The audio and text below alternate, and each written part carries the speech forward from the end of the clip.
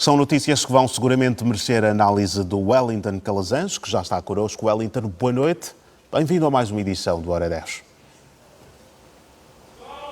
E a Hora 10, é sempre bom. Boa noite a você assistindo a este jornal. É sempre bom falarmos sobre geopolítica, né, Dorival?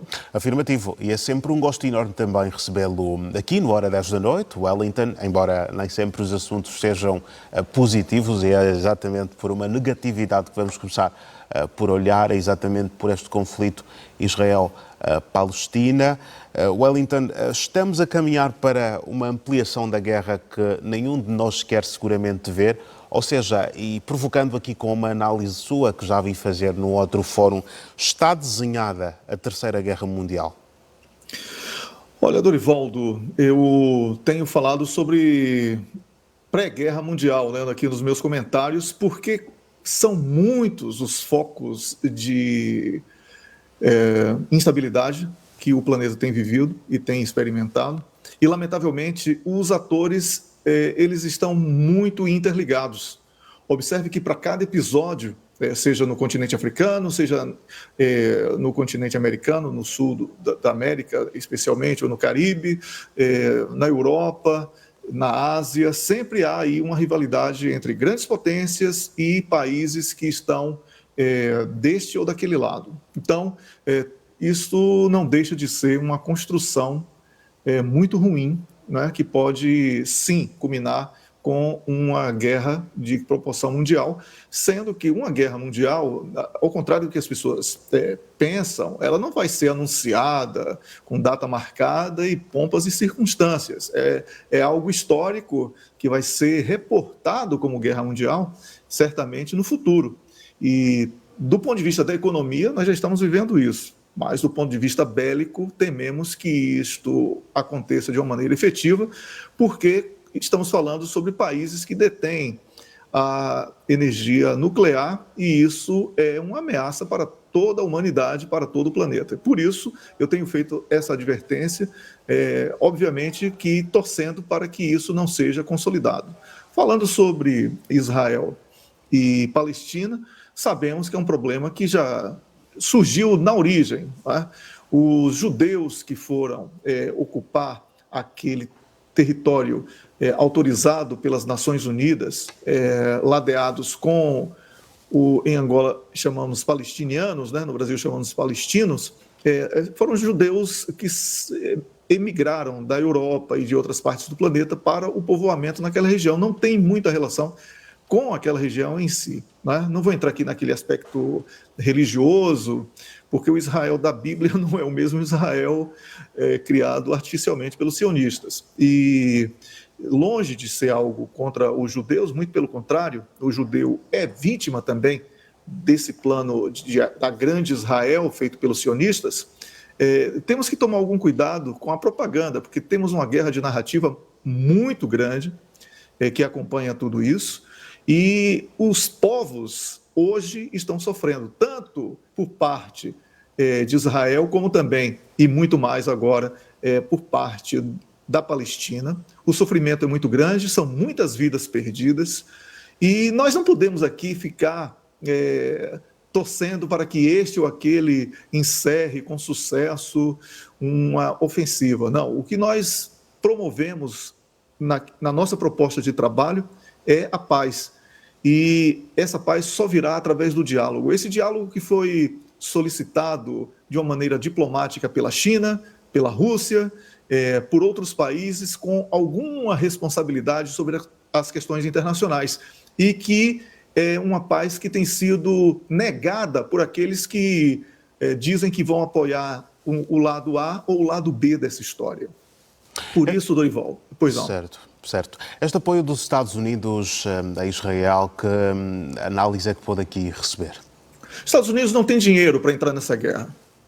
Inclusive, é uma das aspirações do Irã, que chamamos de Irão aqui em Angola, na TV pública de Angola. E eu peço perdão, mais uma vez, por essa adaptação ao português, eu por vezes esqueço. À vontade.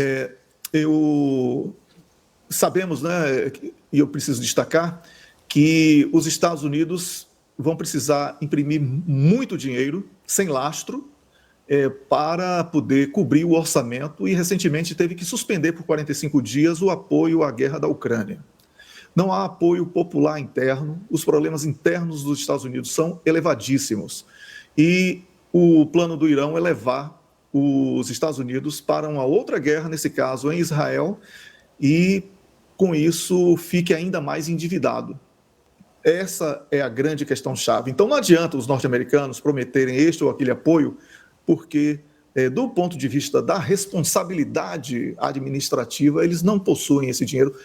Possuem uma impressora de dinheiro, mas não possuem o lastro necessário para encabeçar um movimento de guerra, principalmente porque, apesar, e será tema aqui também das nossas conversas, da busca de uma pacificação a partir do Senado com a China, há uma mobilização muito grande do ponto de vista militar norte-americano, que é muito cara pela distância e pela logística, para o setor Ásia-Pacífico, que irá também ser um custo muito grande para os norte-americanos. Então, essa promessa de que vai dar apoio e tudo mais que temos visto na imprensa é muito mais uma tentativa de resgatar uma potência única que existiu e que não existe mais porque já estamos mesmo no mundo multipolar e quem não aceitar isso está totalmente desconectado da realidade histórica contemporânea. Então, Dorivaldo, não acredito em apoio dos norte-americanos porque isso também implicaria na entrada de outros países e aí sim seria uma guerra de proporção inimaginável. De pronunciamentos a pronunciamentos, ressaltar aqui o do primeiro-ministro israelita, que ameaça mudar totalmente o Médio Oriente com esta guerra. Benjamin Netanyahu diz que vai continuar o intenso ataque a Gaza. Pois é, está enfraquecido internamente porque o ataque do Hamas a Israel o deixou desmoralizado aos olhos do próprio cidadão do seu país. O Benjamin Netanyahu pecou tanto militarmente como do ponto de vista da inteligência de Israel e esse ataque surpresa que aconteceu no sábado, ele foi humilhante para o histórico de propaganda de Israel de ter um dos serviços de inteligência mais competentes do planeta, que é o Mossad, que todos sabemos, e também de forças armadas consideradas de primeira linha. Então, foram surpreendidos por um grupo que inesperadamente provocou uma chacina, não vamos aqui também escolher termos com eufemismo, onde há civil inocente morto, há culpa do outro lado. Então, tudo é terrorismo, tudo é barbaridade de lado a lado quando o ataque é contra civil inocente. Não podemos criar eufemismos. O que devemos aqui, Dorivaldo, exaltar é a busca pelo diálogo que algumas lideranças internacionais estão desesperadamente tentando encontrar. Caso contrário, vamos ter algo muito ruim para contar sobre este momento da história. E chama também aqui a atenção às ameaças que vão surgindo. O Hamas, por exemplo, diz que vai executar um civil refém para cada bombardeio de Israel em Gaza. É uma estratégia de defesa para um grupo que é menos armado, menos equipado e que tem menos dinheiro e logística. Usar escudos humanos. Isso também não deve ser exaltado, mas é estratégia militar. Atenção aqui, eu não estou dizendo que é certo ou que é errado.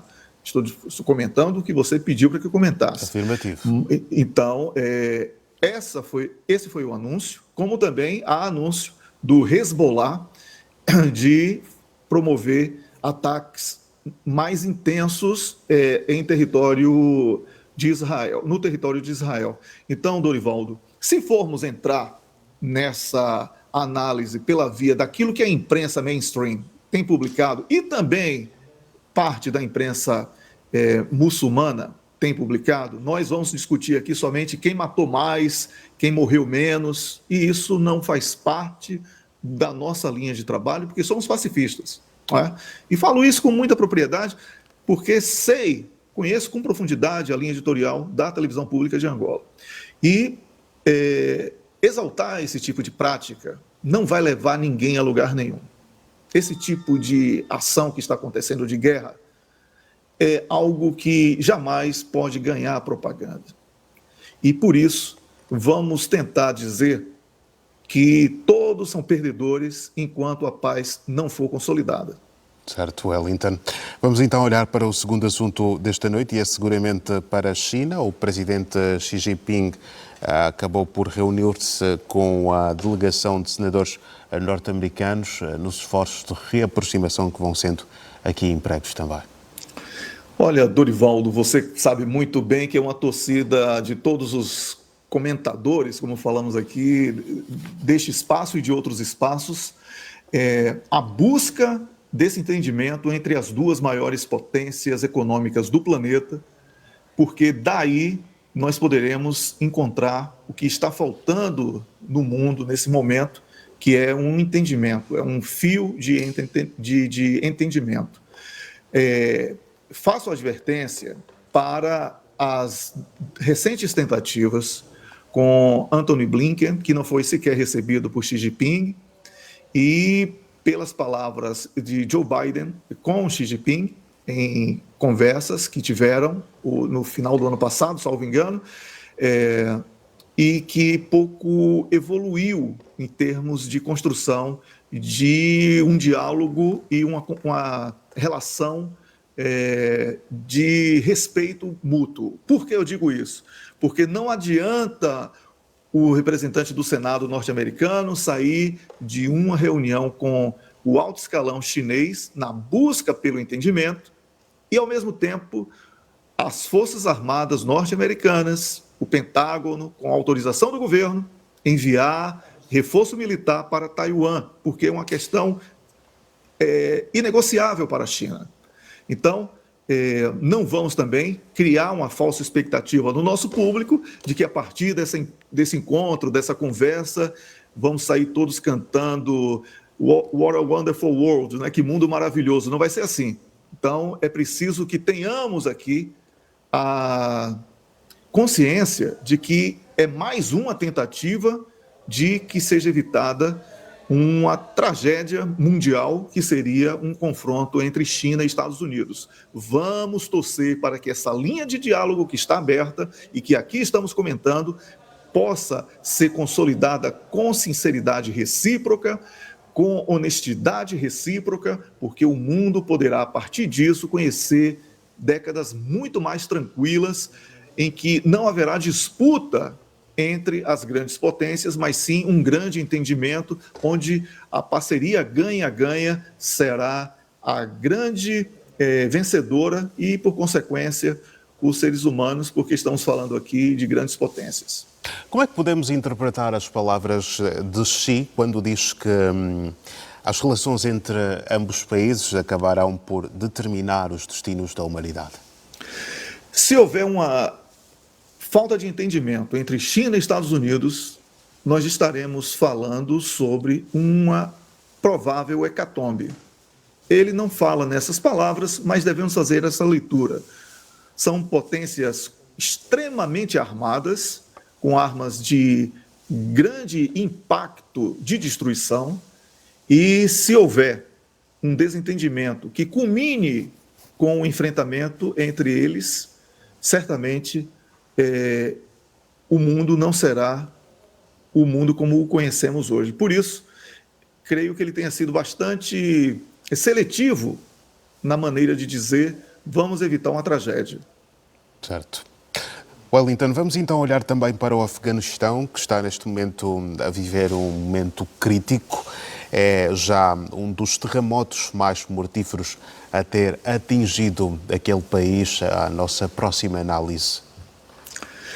Pois é, Dorivaldo, e hoje ainda 2 vezes pequenos tremores foram sentidos, o que prejudicou ainda mais o resgate de vítimas. Já são mais de 2.600 pessoas mortas confirmadas, incontáveis sob escombros, e realmente essa catástrofe ela chega num momento terrível para aquele povo, não é? Porque já sabemos do natural abandono vivido pelo país em função de questões políticas e geopolíticas, quando os norte-americanos abandonaram o Afeganistão e os grupos que eram rotulados de terroristas assumiram o poder, e com isso há uma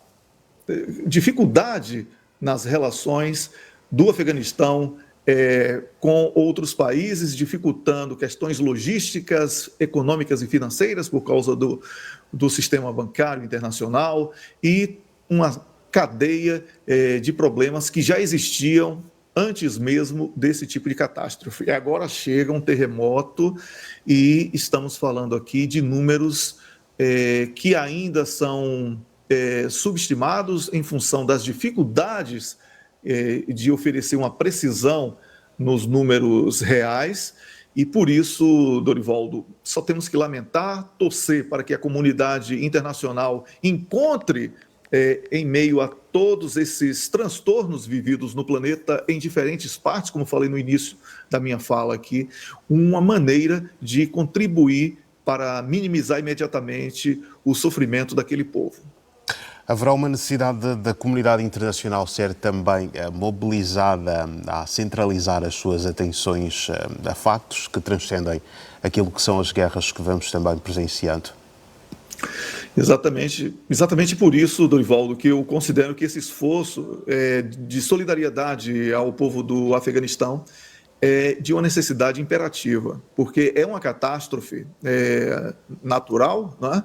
E o mundo vive distúrbios múltiplos, as economias dos países estão seriamente afetadas desde a guerra entre NATO e Rússia em solo ucraniano, passando aí por todas as questões que são posteriores a 2 anos do período pandêmico e a retomada econômica bloqueada por todos esses fatores e também por ameaça de estagflação em alguns países, uma crise de desemprego em muitos outros, mudança de governos para governos com propostas completamente opostas àqueles que estavam no poder, e essas mudanças radicais impõem um tempo para que o caminho possa ser trilhado com mais tranquilidade. Então, somente o sentimento humano, a capacidade de empatia que nós, como seres humanos, temos, né, sendo desenvolvida e aplicada, poderão ser elementos capazes de minimizar, como eu falei, porque resolver não vai, mas podem minimizar esse sofrimento do povo do Afeganistão. Wellington, infelizmente hoje nem tudo são guerras e catástrofes. Na Colômbia iniciaram já os processos de paz e suspensão das ações ofensivas. Uma notícia muito boa para terminar aqui a minha participação no dia de hoje, aqui no Hora 10, considerando que sabemos que tanto o governo da Colômbia, não o governo oficialmente, mas quadros, membros do governo, como da justiça e também de facções da Colômbia, como até cidadãos comuns, lamentavelmente estão imersos no processo das drogas, que é um narco-estado durante muito tempo, assim foi visto, e é muito difícil sair desse estigma do tráfico, no caso da cocaína, na Colômbia, se o ambiente de diálogo não for possível. Então, ao firmarem um acordo de paz, certamente, tanto o governo como as principais facções ligadas ao tráfico, né, que eram inimigos internos da Colômbia, nós vamos aí poder, dentro de alguns meses, conhecer, Dorivaldo, uma realidade diferente que o povo colombiano estava vedado a conhecer. O livre transitar nas ruas, Dorivaldo. Eu tenho amigos da Colômbia, com os quais eu converso com frequência, é tudo muito incerto. O ir à escola de um filho e voltar com vida, a simples saída para um passeio, é tudo muito inseguro. Então, esse nível de estresse da população produzia também uma certa tendência a extravasar através da violência, porque era aquele o prato principal, né, das 3 refeições das famílias, vamos falar assim, era falar sobre mortes e crimes na Colômbia. Então, apresentar essa proposta de paz nesse momento é algo a ser destacado como positivo. Temos que torcer para que seja verdadeiro e que todos os envolvidos possam assumir a sua cota de responsabilidade nisso e possam ser um exemplo positivo, porque até por falar aqui na televisão pública de Angola, nunca é demais lembrar que, após os acordos de paz firmados em 2002, Angola é uma referência positiva para a paz. Então, temos que torcer para que outros países que viveram ou vivem situações de instabilidade, de guerras, de criminalidade excessiva, possam conhecer um novo caminho, e somente através da paz e do diálogo isso será possível. Afirmativo. Wellington, muito obrigado por mais uma presença aqui no Hora 10 da noite. Queremos continuar a contar consigo em próximas oportunidades. Um grande abraço, ótima semana e até amanhã. Eu que agradeço, Dorivaldo, um grande abraço, boa noite, continuação de bom trabalho, boa noite a você que está assistindo ao Hora 10 e até amanhã. Gratidão.